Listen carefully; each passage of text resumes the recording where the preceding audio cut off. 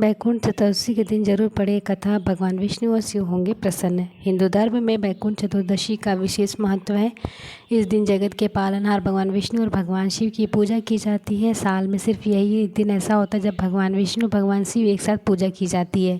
मान्यता है कि इस दिन विधि विधान से पूजा करके व्रत और पाठ करने वाले लोगों को स्वर्ग की प्राप्ति होती है, साथ ही जीवन के सभी दुखों से छुटकारा मिलता है। हिंदू धर्म ग्रंथों के अनुसार एक बार श्री हरि भोलेनाथ की पूजा करने काशी आए। गंगा में स्नान करने के बाद उनकी इच्छा भगवान शिव को 1000 स्वर्ण कमल पुष्प चढ़ाने की हुई। पूजा के दौरान भगवान शिव ने देखा कि फूलों की संख्या कम है। कहा जाता है कि भगवान शिव ने भगवान विष्णु की भक्ति की परीक्षा लेने के लिए एक फूल को छुपा था। जब भगवान विष्णु को कमल का फूल नहीं दिखा तो उन्होंने अपनी एक आँख भोलेनाथ को दान करने का विचार किया, क्योंकि विष्णु जी के नेत्रों को कमल नेत्र भी कहा जाता है। जब भगवान विष्णु अपनी आंखें चढ़ाने ही वाले थे तभी भगवान शिव प्रकट हुए।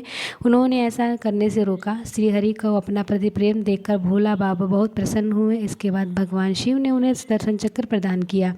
कहा जाता है कि जो भक्त इस पवित्र दिन भगवान विष्णु की पूजा करेगा उसको सीधे निवासी यानी बैकुंठ धाम जाएगा। तभी से बैकुंठ चतुर्दशी मनाया जाता है। दूसरी कथा प्रचलित है कि बैकुंठ चतुर्दशी की पौराणिक कथा के अनुसार एक बार नारद जी पृथ्वी लोक घूमकर बैकुंठ धाम पहुँचे थे। भगवान विष्णु उन्हें अंदरपुर बिठाते हैं और प्रसन्न होकर उनके आने का कारण पूछते हैं। नारद जी कहते हैं, प्रभु आपने अपना कृपा निधान रखा है, इसके आपसे जो प्रिय भक्त हैं वही तर पाते हैं, जो सामान्य नर नारी वंचित रह जाते हैं। इसलिए आप मुझे कोई ऐसा मार्ग बताइए जिससे सामान्य भक्त भी आपकी भक्ति और मुक्ति पा सके। नारद जी की बात सुनकर विष्णु जी बोले, हे नारद मेरी बात सुनो। कार्तिक शुक्ल पक्ष की चतुर्दशी को जो नर नारी व्रत का पालन कर और श्रद्धा भाव से मेरी पूजा करेगा उसके लिए स्वर्ग के द्वार साक्षात खुले होंगे। इसके बाद विष्णु जी जय विजय को बुलाते हैं और उन्हें कार्तिक चतुर्दशी को स्वर्ग के द्वार रखने का आदेश देते हैं।